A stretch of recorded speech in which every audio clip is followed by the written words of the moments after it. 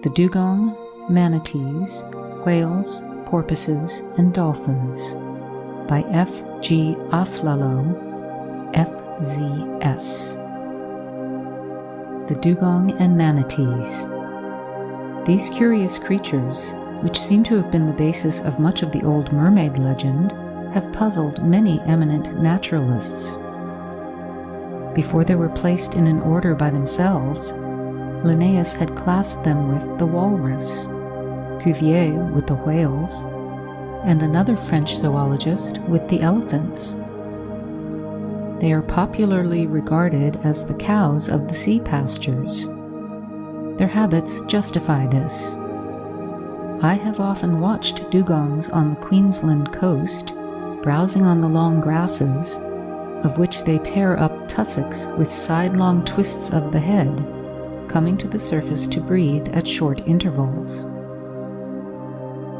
Omitting the extinct Rhytina, otherwise known as Steller's sea cow, which was exterminated in the Bering Strait not very long after civilized man had first learnt of its existence, we have to consider two distinct groups, or genera, of these sirenians. The dugong is the representative of the first, and the two manatees belong to the other. The dugong is found on the coasts of northern Australia, in many parts of the Indian Ocean, particularly off Ceylon, and in the Red Sea. It is easily distinguished by even superficial observation from the manatees. Its tail is slightly forked, somewhat like that of the whales. The tail of manatees, on the other hand, is rounded. The dugong's flippers, to which we also find a superficial resemblance in those of the whale, show no traces of external nails. In those of the manatees, which show projecting nails, there is a considerable power of free movement, the hands being, in fact, used in manipulating the food, which is not the case in the limbs of the whale. The body of the dugong is almost smooth, though there are bristles in the region of the mouth. That of the manatees is studded with short hairs. The male dugong has two large tusks. In neither sex of the manatees are such tusks developed.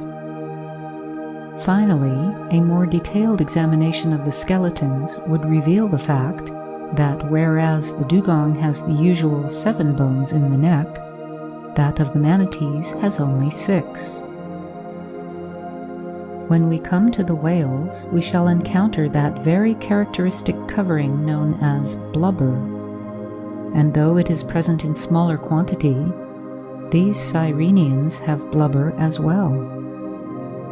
Complex stomachs they also have, like the whales, only in their case, both the nature of the food and the structure of the teeth point clearly to a ruminating habit, which, for reasons that will be given in the right place, seems inadmissible in the whales. In both dugong and manatees, the mouth is furnished with singular horny plates, the precise use of which does not appear to have been satisfactorily determined. And the upper lip of the manatee is cleft in 2 hairy pads that work laterally. This enables the animal to draw the grass into its mouth without using the lower lip at all. In their mode of life, the dugong and manatees differ as widely almost as in their appearance, for the former is a creature of open coasts, whereas the manatees hug river estuaries and even travel many miles up the rivers. Of both, it has been said that they leave the water at night, and the manatees have even been accused of plundering crops near the banks. The few, however, which have been under observation in captivity have always been manifestly uncomfortable whenever, by accident or otherwise, the water of their tank was run off, so that there is not sufficient reason for believing this assertion. This group of animals cannot be regarded as possessing any high commercial value, though both natives and white men eat their flesh, and the aforementioned rhytina was, in fact, exterminated solely for the sake of its meat. There is also a limited use for the bones as ivory, and the leather is employed on a small scale. A German writer has, in fact, been at great pains to prove that the tabernacle, which was 300 cubits long, was roofed with dugong skin, and the Red Sea is certainly well within the animal's range. The whales, porpoises, and dolphins. Although anatomists have good reason for suspecting that all the members of the whale tribe are directly descended from river-dwelling forms, if not indeed more remotely from some land animal, there is something appropriate in the fact of the vast ocean, which covers something like 3/4 of the Earth's surface, producing the mightiest creatures which have ever lived. There should also be some little satisfaction for ourselves in the thought that, their fish-like form notwithstanding, these enormous beings really belong to the highest or mammalian class of animal life. One striking feature all these many-sized cetaceans have in common, and that is their similarity of form. Though they may vary in length from 70 to 7 feet, their outline shows a remarkable uniformity. Important internal and even external differences there may be. A whale may be toothed or toothless. A dolphin may be beaked or round-headed. Either may be with or without a slight ridge on the back or a distinct dorsal fin, but no cetacean could well be mistaken for an animal of any other order. It is as well to appreciate, as clearly as possible, this close general resemblance between the largest whale and the smallest dolphin, as the similarity is one of some interest, and we may estimate it at its proper worth if we bear in mind that two species of cetaceans, outwardly alike, may not, perhaps, be more closely allied than such divergent ruminant types as the elephant, the giraffe, and the gazelle. Reference has already been made to the fact that the whales are true mammals, and we must now clearly set before us the justification for separating them from the fishes, to which anyone with a superficial knowledge of their habits and appearance would unhesitatingly assign them, and raising them to the company of other mammals. Let us first separate them from the fishes. The vast majority of fishes, with some familiar exceptions like the conger eel, are covered with scales. Whales have no scales. The tail of fishes, often forked like that of whales, is set vertically. In whales, the tail is set laterally, and for this a good reason will presently be shown. Fishes have anal fins. Whales not only have no anal fins, but their so-called pectoral fins differ radically from the fins of fishes. Fishes breathe with the aid of gills. Whales have no gills. Fishes, in the vast majority of cases, reproduce their young by spawning, the eggs being left to hatch out either in gravel beds or among the water plants, lying on the bottom, as in the case of the herring, or floating near the surface, as in that of the plaice. Whales do not lay eggs, but bear the young alive. This brings us to the simple points of resemblance between them and other mammals. When the young whale is born, it is nourished on its mother's milk. This alone would constitute its claim to a place among the highest class. Whales breathe atmospheric air by means of lungs. Hair is peculiarly the covering of mammals, just as scales are characteristic of fishes and feathers of birds. Many whales, it is true, have no hair, but others, if only in the embryonic stage, have traces of this characteristic mammalian covering.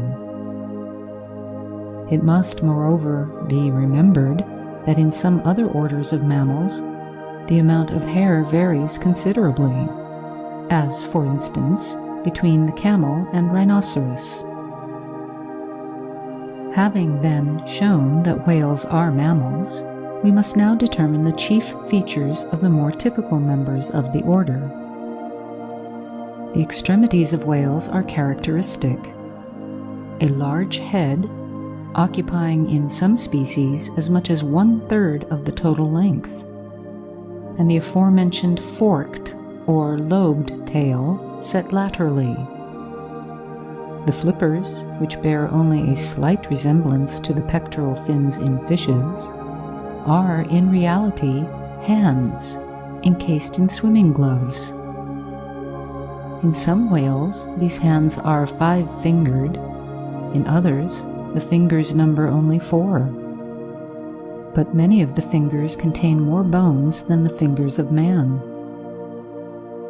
In some whales we find a dorsal fin, and this, as also the flippers, acts as a balancer. In no whale or porpoise is there any external trace of hind limbs, but the skeleton of some kinds shows in varying stages of degradation a rudimentary bone answering to this description.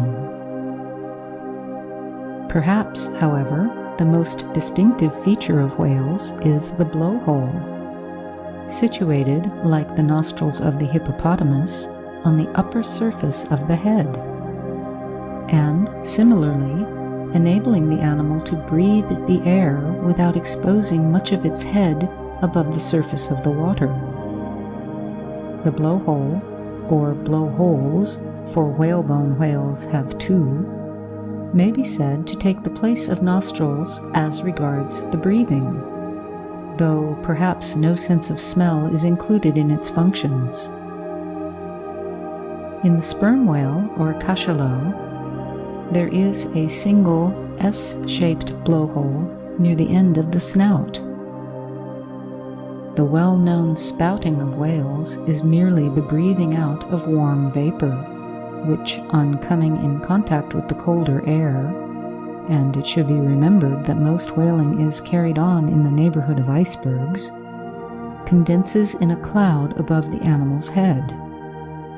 I have seen many a sperm whale spout, and the cloud of spray, often mixed with a varying volume of water, if the whale commences to blow before its blowhole is clear of the surface, drifts forward, over the forehead. This is due to the forward position of the blowhole. I never, to my knowledge, saw a whalebone whale spouting, but its double jet is said to ascend vertically over its back, and this would, in like manner, be accounted for by the more posterior position of the blowholes. Having filled its lungs, which are long and of simple structure, with fresh air, in enormous draughts that fill the great cavities of its chest, the whale sinks to the depths. There, in ordinary circumstances, it will lie for 1/4 of an hour or more, but the pain of the harpoon, and the knowledge that there is danger at the surface, may keep it below for as much as an hour. When it has to breathe again, a few powerful strokes from the laterally set tail suffice to bring it quickly to the surface. This is not the place for a detailed anatomy of the whale, but no one can fail to notice with admiration such parts of its equipment for the battle of life as the structure of its windpipe, which enables it to breathe with comfort with its mouth full of water, the complicated network of blood vessels that ensures the slow and thorough utilizing of all the oxygen in its lungs, while it remains at the bottom, and the elastic cushion of blubber that makes this gigantic animal indifferent to extremes of pressure and temperature. Thanks mainly to its coat of blubber, the whale exists with equal comfort at the surface or hundreds of fathoms below it, in the Arctic or in tropical seas. It is not, perhaps, in keeping with the plan of this work that we should consider in detail the soft parts of the whale's inside. One or two parts of its feeding and digestive mechanism may, however, offer some points of passing interest. The complex stomach, which is divided into chambers, like that of the ruminants already described, has suggested that the latter function may, in a modified process, be performed by whales. It is, however, evident that the teeth of toothed whales are in no way adapted to the act of mastication, which is inseparable from any conception of ruminating, while the toothless whales have as complicated a stomach as the rest. Mr. Bedard, writing on the subject in his interesting Book of Whales, takes the more reasonable view that the first chamber of the stomach of whales should be regarded rather as a storehouse, in which the food is crushed and softened. The teeth of whales, the survival of which in the adult animal offers the simplest basis of its classification under one or other of the two existing groups, or suborders, are essentially different from the teeth of many other kinds of mammals. It cannot, perhaps, be insisted that the distinctive terms employed for these two categories of whales are wholly satisfactory. For instance, the so-called toothless whales have distinct teeth before birth, thus claiming descent from toothed kinds. On the other hand, the so-called toothed whales are by no means uniformly equipped in this respect, some of the porpoises having as many as 26 teeth distributed over both jaws, while the bottlenoses have no more than 2, or at most 4, and these in the lower jaw only. Only the lower jaw, in fact, of the great sperm whale bears teeth that are of any use, though there are smaller and functionless teeth in the gums of the upper. The teeth of whales, by the way, are not differentiated like our canines and molars, but are all of one character. Although in toothless whales the fetal teeth disappear with the coming of the baleen, or whalebone, the latter must not, in either structure or uses, be thought to take their place. The plates of whalebone act, rather, as a hairy strainer. Unless we seek a possible analogy at the other end of the mammalian scale, in the Australian duckbill, the feeding of the whalebone whales is unique. They gulp in the water full of plankton, swimming open-mouthed through the streaks of that substance.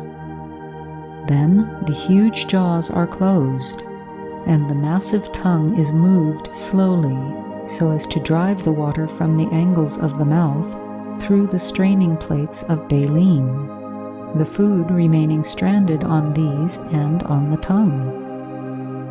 The size and number of the baleen plates appear to vary in a degree not yet definitely established, but there may, in a large whale, be as many as between 300 and 400 on either side of the cavernous mouth, and they may measure as much as 10 or 12 feet in length and 7 or 8 feet in width. An enumeration of such whales and porpoises and dolphins as have at one time or other been stranded on the shores of the British Isles may serve as an epitome of the whole order. Only one interesting group, in fact, the river dolphins of the Ganges and Amazons, is unrepresented in the British list. Whales, either exhausted or dead, are periodically thrown up on our coasts, even on the less exposed portions. One of the most recent examples in the writer's memory being that of a large specimen over 60 feet long, stranded on the sands near Boscombe in Hampshire, and the skeleton of which at present adorns Boscombe Pier. It was one of the rorquals, or finbacks, possibly of the species called after Rudolphi. But the skeleton is imperfect, though its owner, Dr. Spencer Simpson, appears to have preserved some details of its earlier appearance.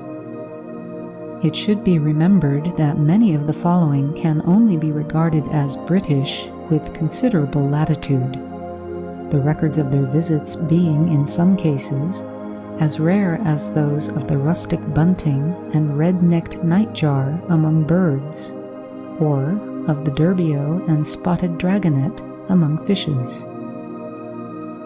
British zoologists, however, usually include the following: whalebone whales, southern right whale, humpback, finbacks or rorquals, toothed whales, sperm whale or cachalot, narwhal, beluga or white whale, grampuses, beaked whale, broad-fronted whale, Cuvier's whale, Sowerby's whale, pilot whale, porpoise, dolphin, white-sided dolphin, white-beaked dolphin, bottlenose.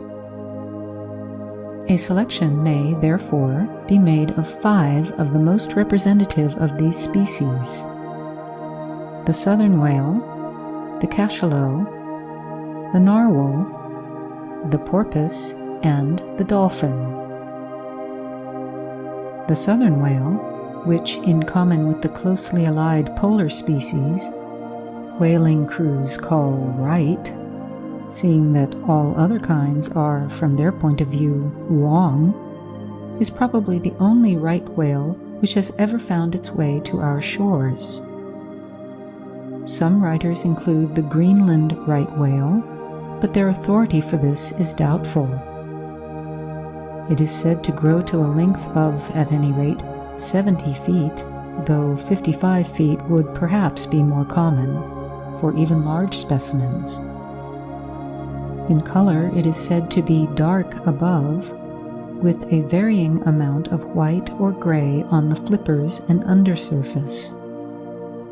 The head and mouth are very large, occupying in some cases 1/3 of the total length, and the baleen plates measure as much as 8 or 10 feet in length and 5 or 6 feet in width. The species has no back fin, but there is a protuberance on the snout, known technically as the bonnet. This whale appears to give birth to its single calf sometime in the spring months, and the mother shows great affection for her offspring. The humpback is distinguished from the right whales externally by its longer flippers and the prominence on its back, and internally by the fluted skin of the throat. The finners, or rorquals, have a distinct back fin.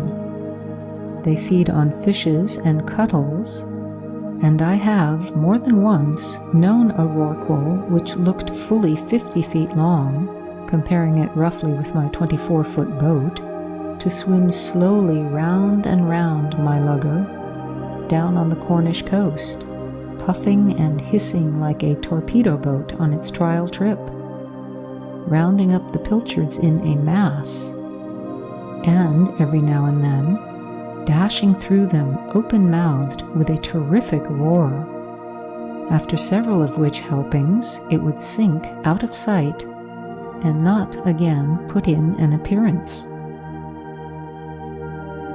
The sperm whale, or cachalot, may serve as our type of the toothed whales. It attains to the same great dimensions as the largest of the whalebone group. A more active animal, for its size, could scarcely be conceived. And I have seen one in the Indian Ocean fling itself 3 or 4 times in succession out of water like a salmon, striking the surface each time as it fell back with a report like that of a gun. No one appears to have explained whether performances of this sort are due to mere playfulness, or, as seems more probable, to the attacks of parasites, or such larger enemies as sharks or killers. I have also seen 4 thresher sharks leaping out of water and falling with a loud blow on the whale's back. But the victim lay quite still in this case, and may, in fact, have been worn out before we came upon the scene. I wish to add that I took the word of the skipper, himself an old whaling captain, for their identity as threshers. The dazzling sun shone full on them, and on the sea between, and it was impossible, even with the ship's telescope, to recognize them with any accuracy. The cachalot has a very different profile from what anyone who had seen only its skull in a museum would be led to expect, for the sperm cavity in the forehead is not indicated in the bones. The structure of the head enables the animal to drop the lower jaw almost at right angles to the upper, and Mr. Frank Bullen quotes, in his fascinating Cruise of the Cachalot, the current belief that it does so to attract its prey by the whiteness of its teeth and palate. Although both fishes and cephalopods are very curious, even to their own destruction, it is doubtful whether the whale could not catch its food more rapidly by swimming open-mouthed through the acres of floating squid encountered all over the warmer waters of the ocean. The narwhal, an Arctic type, may be distinguished from all other cetaceans by the single spiral tusk in the left side of the head of the male. Sometimes the right tusk grows as well, and either may attain a length of as much as 8 feet, but in the female, both teeth remain undeveloped. The common porpoise of our own seas, distinguished by its rounded head from the equally common beaked dolphin, is too familiar to need much description. It grows to a length of 5 or 6 feet, and is dark in color on the back and white beneath. Its conspicuous back fin is always recognizable when it gambols with a herd of its fellows, and a line of these sea pigs, a mile or so in length, is no uncommon sight, their presence inshore being indicative on some parts of the coast of the coming of east wind. The porpoise, which has, like many of its group, teeth in either jaw, is a voracious feeder, preying in estuaries on salmon and flounders, and, on more open parts of the coast, on pilchards and mackerel. It is occasionally a serious nuisance in the Mediterranean sardine fisheries, and I have known of the fishermen of Collioure, in the Gulf of Lion, appealing to the French government to send a gunboat from Toulon that might steam after the marauders and frighten them away. One of the most remarkable cases of a feeding porpoise that I can recall was that of one which played with a conger eel in a Cornish harbour, as a cat might play with a mouse, blowing the fish 20 or 30 feet through the air, and swimming after it so rapidly as to catch it again almost as it touched the water. The dolphin, which is in some seasons as common in the British Channel as the more familiar porpoise, is distinguished by its small head and long beak, the lower jaw always carrying more teeth than the upper. It feeds on pilchards and mackerel, and, like the porpoises, gambols, particularly after an east wind, with its fellows close inshore. There are many other marine mammals, somewhat loosely bracketed as dolphins. Risso's dolphin, for instance, a rare visitor to our coasts, has a striped skin, and its jaws are without teeth, which distinguish it from the common dolphin and most of the others. It cannot, therefore, feed on fishes, and most probably eats squid and cuttlefish. The bottlenose dolphin, a species occurring in the greatest numbers on the Atlantic coast of North America, is regularly hunted for its oil. Heavisides dolphin, which hails from South African waters, is a smaller kind, chiefly remarkable for the curious distribution of black and white on its back and sides. A word must, in conclusion, be said on the economic value of the whales. Fortunately, as they are getting rarer, substitutes for their once invaluable products are being from time to time discovered, and much of the regret at their extermination by wasteful slaughter is sentimental and not economic. For whalebone, it is not probable that a perfect substitute will ever be found. It therefore maintains a high price, though the former highest market value of over £2,000 per ton has fallen to something nearer the half. The sperm oil from the sperm whale, and the train oil from that of the right whales, the spermaceti out of the cachalot's forehead, and the ambergris secreted in its stomach are the other valuable products. Ambergris is a grayish, fatty secretion caused by the irritation set up in the whale's inside by the undigested beaks of cuttlefish.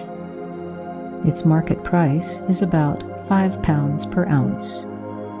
A lump of 240 pounds sold for nearly £20,000. End of section 58. Recording by Louise J. Bell, Sebastopol, California.